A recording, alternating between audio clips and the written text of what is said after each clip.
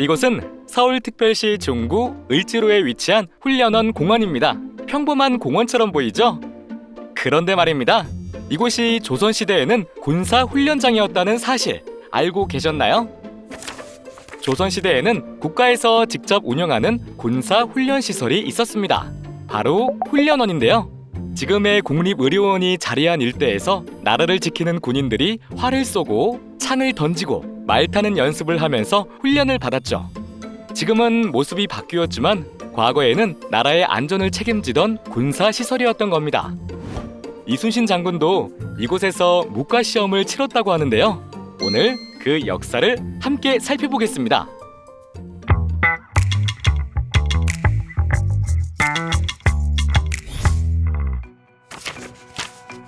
조선이 건국된 직후 태조 이성계는 무예와 병법 교육을 위한 기관인 훈련관을 설치했습니다. 그리고 약 70여 년 뒤 세조 12년에 이르러 훈련관은 관직체계 개편과 함께 훈련원으로 개칭되어 국가의 군사훈련기관으로 더욱 체계화되었죠. 고려 말 오랜 전쟁과 내분으로 국가의 안보가 크게 흔들렸습니다. 외구의 침입이 이어지고 각지에서 군사적 대응이 분산되다 보니 중앙에서 직접 병력을 통제하고 운영하는 체계가 절실해졌죠. 그래서 조선은 새 왕조를 세운 직후 국가가 직접 군사를 훈련하고 운영하는 조직을 만들게 됩니다.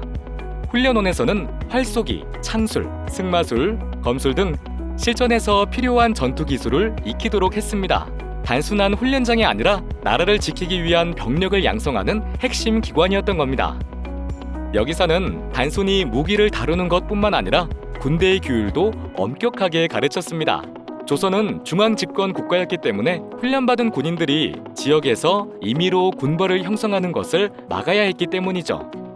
훈련원에서 훈련받은 군사들은 한양을 지키는 수도 방위군으로 배치되었고 지방으로 내려가 군사 책임을 맡기도 했습니다. 놀라운 건 훈련원이 조선 한양의 중심부에 있었다는 점이에요. 군사시설이라기보다 백성들과 함께 살아 숨쉬는 장소였던 거죠. 훈련원 인근은 시장과 공방이 있어 항상 북적였고 때로는 새벽부터 훈련하는 병사들의 소리가 울려 퍼졌다고 전해집니다. 훈련원은 단순한 훈련장만은 아니었습니다. 조선에서 무관이 되려면 반드시 시험을 통과해야 했는데요. 묵과시험은 진짜 올라운더만 통과할 수 있는 시험이었습니다. 활쏘기, 창 던지기, 말타기, 검술 이 모든 걸 다 해야 했거든요. 이곳 훈련원에서는 묵과 초시, 즉 묵과시험의 첫 번째 관문이 열렸습니다. 시험은 간단하지 않았어요. 활을 쏘고 창을 던지고 검을 다루고 말을 타는 실력을 평가받으며 이 시험을 통과한 사람만이 다음 단계에 도전할 수 있었던 겁니다. 한국사 최고의 위인인 이순신 장군, 그에게도 잊고 싶은 흑역사가 있었습니다. 바로 28세 때 훈련원에서 열린 묵과시험 날이었죠. 이순신 장군은 말을 타던 중 갑작스러운 돌발 상황에 그대로 낙마하고 말았습니다. 하지만 이순신 장군은 포기하지 않았습니다. 부상을 입었음에도 시험장 안에서 자란 버드나무 가지를 꺾어 버드나무 껍질로 다리를 감싸고 끝까지 시험을 치렀죠. 맞아요. 이순신 장군도 처음부터 성공했던 건 아니랍니다. 낙방의 순간 이순신 장군도 지금의 우리처럼 좌절했을지도 몰라요. 이순신 장군은 다시 도전했고 그로부터 4년이 지나 최종적으로 묵과에 급제하여 역사의 길이 남을 조선 최고의 명장이 되었습니다. 시간이 흘러 조선의 군사 조직이 변화하면서 훈련원이 영원히 계속되지는 않았습니다.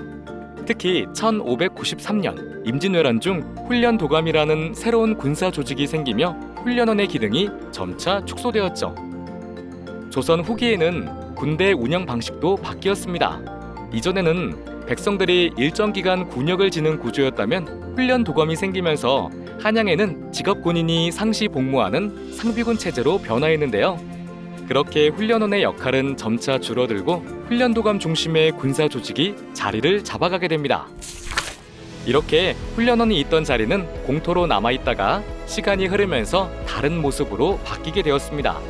훈련원 터의 일부에는 공원이 조성되어 사람들이 자유롭게 거닐 수 있는 휴식 공간이 되었는데요.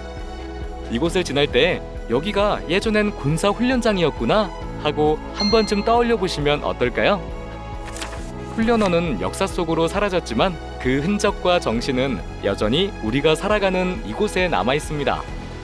역사는 우리가 기억하는 한 사라지지 않기 때문에 그 의미를 되새길 때 서울의 과거와 현재는 비로소 연결될 수 있는 거죠. 서울의 역사는 이렇게 흥미로운 이야기로 가득한데요. 서울의 숨겨진 이야기가 궁금하다면 전자책 무료 열람도 가능한 서울 역사 편찬원 내 고향 서울 시리즈에서 만나보세요.